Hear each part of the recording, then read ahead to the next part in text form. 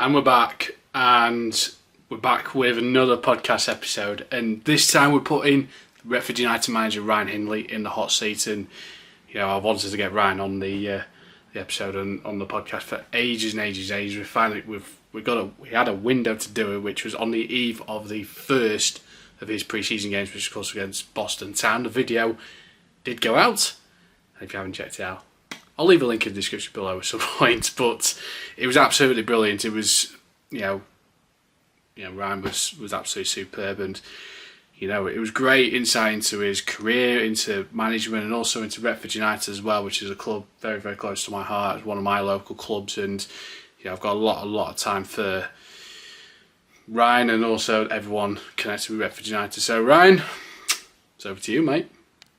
So one thing I was going to say to you, because when I was doing my research for you, I did find a photo from you way back in the day. Yeah, it's good, isn't it? It's a far cry if people don't see it. There we go. That's Ryan. That's when it was in fashion, by the way.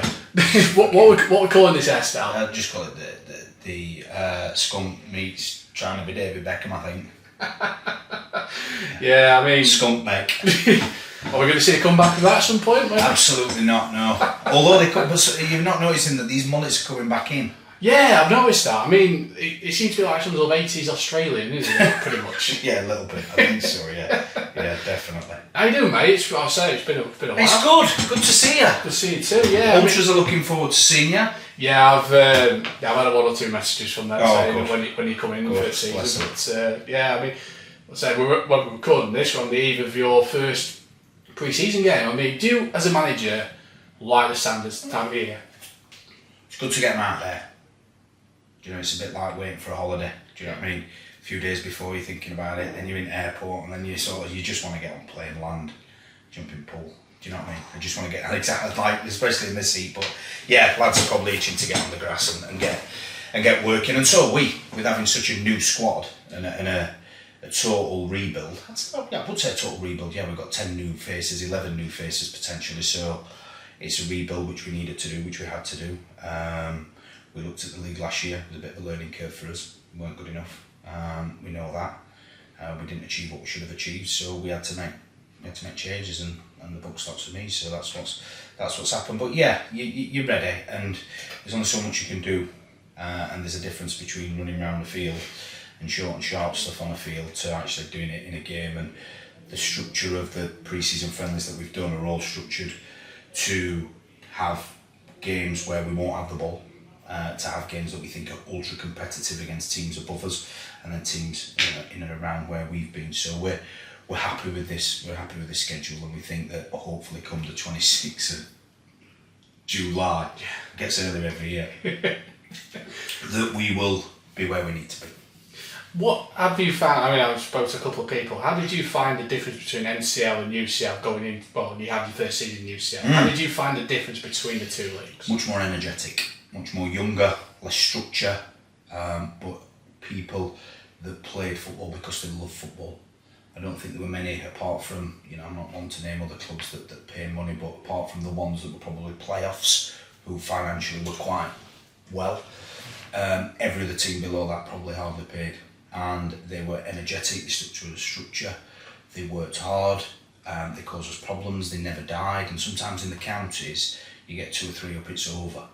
Whereas I found in this league, these young lads who were playing for the love of the game and the potential of a move were far more energetic, far more, just never say die. And you're kind of thinking, leave us alone, leave us alone now. With 3-0, can we just kick on? And sometimes we did get really big wins, and that happens, that's part of the game. But, every time we played a side and then played them again, they'd improved. And nobody rolled over and let us tickle the belly. Nobody. Everybody tried to make a fist of it, and I can't commend the teams that we played highly enough, and we got caught and we got done 3 or 4 times by teams that just outworked us. And the playoff final, we got outworked, we got outthought, and we got outrun, and that's why we decided this year to go with more young, energetic best players in and around step 6 that we saw last year, and a couple from step 5, but we've not dipped in any other ponds other than step 5 and step 6, apart from obviously Matty Tootle that speaks for himself, that we needed that experience, we needed an experienced campaigner, some quality, a leader, so that's why we brought Matty in. How did you find, I mean, you talk about energetic and you talk about the different teams. Did you maybe have to change maybe the style of your play from your MCL days even into the UCL? No, we tried to keep it the same because we believed in the players that we've got, and it just, it worked out in games, and in other games it didn't quite work out, and we struggled for consistency. Sometimes big players weren't big players, and sometimes players we brought in that we thought would be big players weren't big players, and the league just swallowed one or two up. And again, with 2-3 weeks before the season, you get dumped in this league where you're opposite end of the country. Then we lost a lot of players that we wanted to keep, so we had to rebuild again last year. But this year, excuses are left at that door there. We know the league now. We know what we're up against, and we know how we want to structure it, and the level of player that we want to bring in. We want to bring in young, hungry, fresh, energetic people who listen, and people who'll give everything that they can on a Saturday and a Tuesday or a Wednesday, whenever it might be. I think talking to a lot of people, and I do agree with you, I think this could be a really big season for Retford United. And do you feel like there's a lot of pressure on this season to really get the club back into step 5? No, this is a total rebuild. So sitting down with the chairmans, the owners of the club, no. This is a case of, listen, where we finish, but let's be consistent. Yeah, let's have a game plan. Yeah, let's have a structure. Yeah, and that's the key. But me being me and the players that we've brought in, then I firmly believe that we'll do okay. I know you will. I think there's going to be some interesting games. I think for me, and one of the games I remember from last season, Blackstone's away, and I always remember. And I know what I'm going to say, aren't you? Am I allowed to swear or not? Of course you can, mate. Oh, right, that's okay. I'm minding my P's and Q's just. It's fine, mate. A bit right. YouTube aren't going to monetize me. Not yet. Not yet. That game, I remember it being. It wasn't particularly fantastic for about 60 minutes. No. A goal just cracked the game. But that's a lot of these. This is this level. It's not going to be, people getting engrossed in watching Football League and Premier. This isn't this. This is blood on your knees and mud on your shirt, and it's about hard work. That's what this league is: energy, hard work, willingness. And if you get that, you've got a chance. But yeah, Blackstones, what a game! What a 15 minutes. Those subs changed game, didn't it? It was just. Sometimes they change games, sometimes they change it against you. It's football, right? It's football. 1 minute you're a hero because you've made some changes that change the game, and then the following game you put them in and give them an opportunity, and they don't work out, and then it's this level. Consistency, it's the key. Yeah, definitely. Was there any teams last season that you saw in that league that maybe surprised you a little bit, maybe thought they're maybe better than what I thought they were going to be? Colville. Colville here was, this is no disrespect to them, they beat us, they were really poor, but then away we beat them 6-1 and they're one of the best teams we played. So they didn't surprise me, because Colville are a great catchment area and a magnificent non-league club, but in terms of, Jettle and Hyde, here they were absolutely woeful and beat us, and away they were brilliant, and we were just, so this was the thing that we flirted last year, where we beat, nobody goes to Clay Cross and wins 4-0. Nobody goes to Colville and wins 6-1. Do you know what I mean? Yeah. Hardly anybody went to Blackstones and won last year. Yeah. So this is where we were like, we sort of, and a brilliant result 4-1 at Staveley. There's times where you think, we've got it, and then bang, we lose. And you're like, I didn't see that coming. So we've learned a little bit now that you can't take anything for granted and you've got to be full tilt every game, or best way you can. Yeah, because I remember the game against Clay Cross here, when you were 1-0 up, and no disrespect to the I do like Smithy a lot, but I remember messaging you the next day going, how the hell have you lost that game? Because it was 2 set pieces. It's football, isn't it? Yeah. It's football. 85% of goals are scored in 18-yard box. If you don't defend properly, you're going to get done. So that's what happened. We didn't defend well enough last year. We scored plenty of goals, but we didn't score enough goals in big games. And evidently that's why you get done. We didn't win enough scrappy games. We didn't win enough 1-0s. We were either 6 or 7-1 or we lost 1-0. And it was frustrating. So we need to put that to bed. And I think there's a reason that there's wing mirrors on a car and there's a windscreen. We're looking that way. We aren't looking back. We can't change it. It's gone. We've learnt from it. We've licked his wounds, and we know we've got to be better collectively, better as a club, better prepared. And give a little bit more respect to teams this year. Because, tell you what, whether we beat them 6 or 7 or whether we lost 1-0, still respect every single team, every manager at this level. because I know how hard the job is, and I know how difficult it must be for some when players play well against you and you come and take them. So, you know, everybody's always got points to prove when they play Retford United. Everybody wants to beat us. Probably a lot of players would like to be at this club. I can't blame them. It's a brilliant football club. And then you get here and you probably have aspirations of moving higher and being at another club. So, yeah, we always have to raise this game that little bit more than some. But I take that as a compliment, and I think the management team do. I don't know if the players do, but we'll have to find out throughout the season. Find out, yeah, absolutely. You talk about being a collective, but how important is ruthlessness going to be key as well this season? There's no more Mr. Nice Guy. I was too nice last year because I didn't know the league, and you know, again, we kept flirting every time I thought I need to change something. Give it another chance. Bump 6-0, 6-1, 5-0. Brilliant. We've got it, and then bump 1-0, and then. So I think this year I have to be consistent. If I'm consistent, then the players are consistent. If they're consistently bad, then I go. You know, so I've got to make sure that we have a structure, that we have principles, that we have non-negotiables, and that we stick to task. And I think with the players that we've got and the abilities that they've got and the youth that they've got, then we should do really, really well. It's when people go off piste, it's when people don't want to do what you want to do, that's when you've got a problem. People don't want to train, you're out the door. It's just, I want it to be a fun environment. I want it to be an environment where people enjoy it. But also on the flip side is, we do pay players and we do pay well. So it's that middle ground between it being a job and fun, yeah? So that's what we've got to get right. Once you get that middle ground right, of people committed, people being at training, people being involved when they're not involved but still being part of it, if you sub knowing that Blackstone is away, you can make an impact and you can change a game, then that's what we need. We don't want no egos, no mumpers, no nastiness, no mardiness, because it just spreads. So this time we believe again that we've got the right group that we can work with for a couple of seasons and hopefully get ourselves out of this league. Do you always look at, I mean, when you're playing this, because you played for some big clubs in the early days as well. Yeah. Do you kind of look back at the managers that you worked with, and let's be right, I mean you played under Chris Wilder, which when you look back at your time with Chris Wilder, how did you see his sort of managerial style to what he did at Sheffield United and the success he brought there? Not changed. Ruthless genius, knows you inside out, knows what he gets from you, demands high standards, whether that's in training, whether that's how you live off the pitch, whether that's how you are on the pitch. So yeah, of course he's adapted to the higher levels, but his principles won't have changed. Fit in or fuck off, you know, and that's football. Sometimes it's a little bit harder at big clubs because of big contracts, but they manage to get you out the door eventually. But no, and you've got to have, what I try and do is try and be myself, but try and take a little bit that I had from, you know, Danny Wilson, try and take a bit I had from Chris Wilder, Peter Duffield, you know, Phil Stan, people like that. You know, take bits of what they did that got them success, because they've all been successful, really successful. Some at this level and some in Football League, right? So if you can take bits of what they've done and put it together and add your own stamp on it, then you don't go too far wrong. But again, you've got to remember what level you're at, respect the level you're at, and also respect where I'm at as well.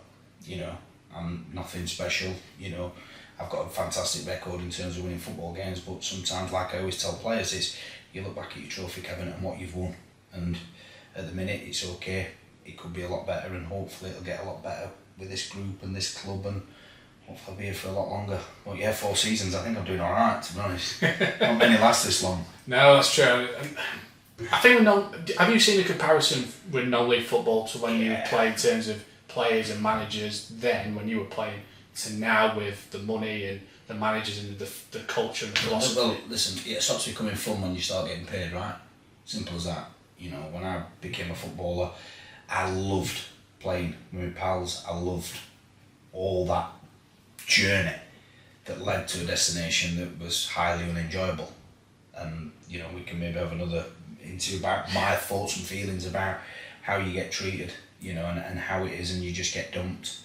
And that's it, you know, you either get dumped at another club or you get released, or things don't work out for whatever reason, but, you know, you're there to make that company money, you're there to make that club money, and I think it's a little bit different in non-league, but there's a lot of mental health in non-league where players have got families, they've got jobs, some have been on site since 7 o'clock this morning, they kiss the missus on the cheek, the kids are back out, they don't come in while midnight, and then that's and then we're back in again Friday against Donny. So there's so many things that we just have to sometimes, as I always say, I treat them as people, not players, because they're human beings, and we've been in that situation as a manager and as a player. I've been in that situation. There's some dark times when you're not playing. There's some dark times financially, at home, work, everything that comes into it. So my phone is always on, and I'm here for anybody, whether that's you or any other players, any other managers. I try and get around as many people as I can, if I can, and I try and be that to my players, is that you're people before you're players, friends before footballers. And if you can treat them like that, one, you get a bit extra out of them,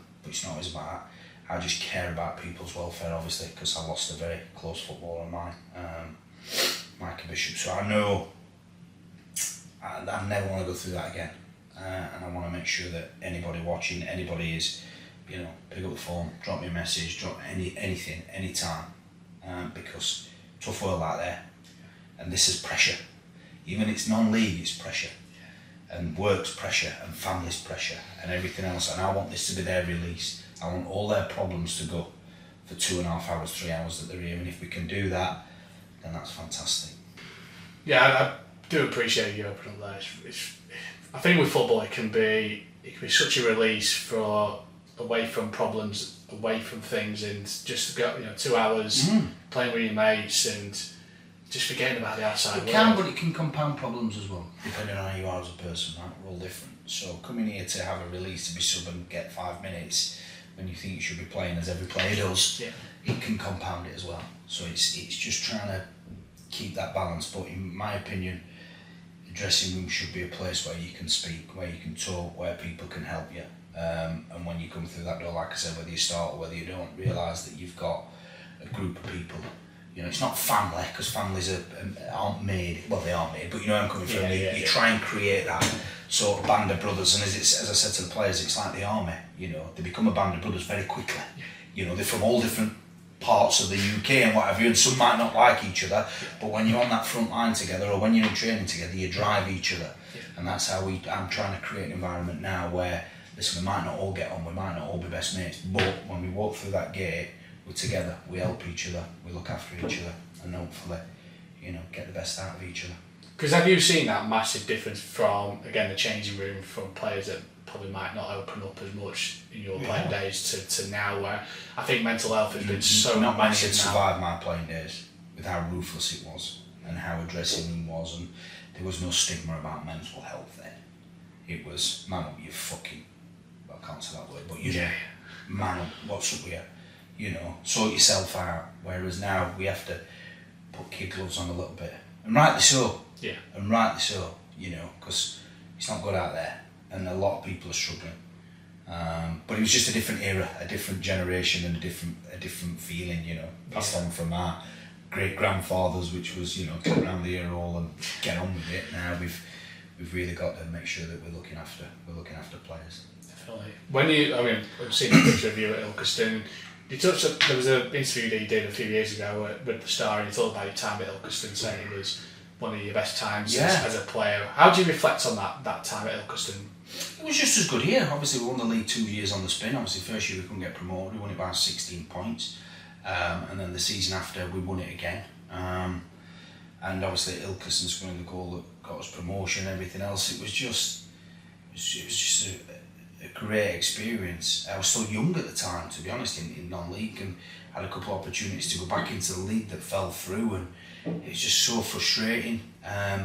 But you're in changing rooms with Mark Lever, captain of Grimsby, you've got Nigel Jemson, you've got Steve Chettle, you've got Paul Smith, from who played numerous games for Lincoln, Darren Knowles, 500 games for Hartlepool, and just players that just give you that look, and then coming here with Duff the Gaffer and Mike Simpkins and Matt Fisher, players that all play like so at great levels, who just they've ran a dressing room sometimes with just a look, come on so you want to try and find that common ground of people knowing it's not good enough, and when it is good enough, praising them without praising them too much, I think. And I've always been a player that needed a cuddle and needed love and told how good he was, and that's just how you are. But you have to, now, the other side of the fence as a manager, you realise that it's very difficult to do that a lot. Yeah. You just don't have the bandwidth, I've got 3 beautiful girls, I've got a big job at work, I've got 3 dogs, a fiance, 2 guinea pigs and a hamster, I think.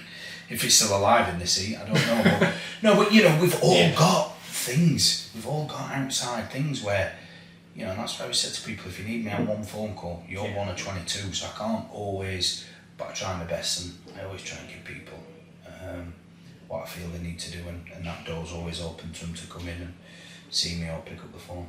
Because you talked about then winning the league title with Retford United. I think you said in the newspaper time they're going through that. Didn't get paid. No, the financial hardship at the time. Thousands. I was living in London at the time, getting the train back. The cost was phenomenal, but I got it back in the end.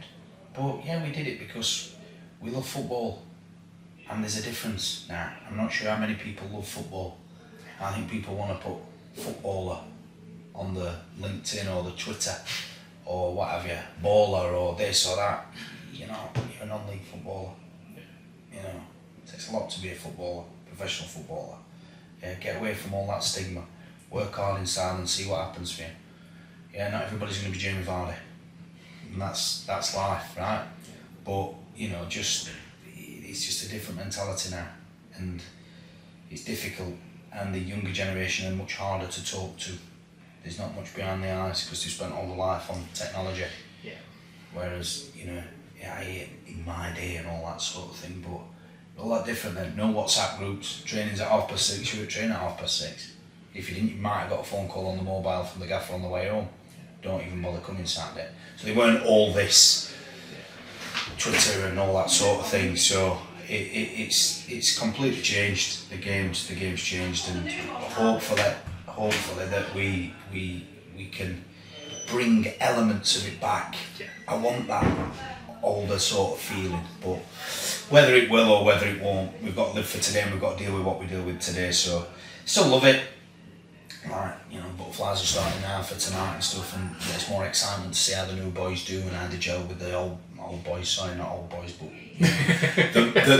the players that have been here a while, rather than old boys. But yeah. How did you find transitioning then from a player into a manager? I always wanted to be a manager. I wanted to be a manager more than a player. But then obviously fucking up my football career made me want to be a manager even more and be a success of it. And I think over the time that I've done it, I think I've done it with no money and got to playoffs. I've won leagues with money. I've got to playoffs with money. It's cost me out my own pocket sometimes for players when I was at certain other clubs and stuff. So I've done the hard yards, and I think that's the problem in the game lately, that players, managers, or players that have had good careers just walk straight into management and they just can't cut it. You've got to do the hard yards. You've got to do non-league. You've got to coach. You've got to understand what it takes to be a manager, and it's probably the same for these top ex-pros. Not many of them made a success out of it, have they? They haven't. Well, hard yards. Being sat behind a desk here and being in non-league and understanding it and the dynamics, and it's the same in non-league. Some people get big jobs. They're not ready for big jobs. They're not ready for them. They've been a player at that club for so many years, and the manager goes and they get given the job, and you don't realise what goes into it. It's a full-time job. So, I commend anybody who's a football league manager in non-league or professional football, and like I said, you don't see many healthy football managers nowadays. No. You look at Mourinho, who came in like a fucking Hugo Boss model there. The special one. Yeah, and it ages you, it's tough. The pressure that these guys are under. Postecoglou wins the trophy first time in years, 2 weeks later he's out the door. Gaffer, Chris, fucking 92 points, fucking unbelievable job. Total rebuild, 92 points. Fucking, what were a VAR decision from the Premier League. It's just a joke. It's football, as you said. It's football. Enjoy it while you're here. Because somebody can fucking end it tomorrow. Yeah. And that's as a player as well.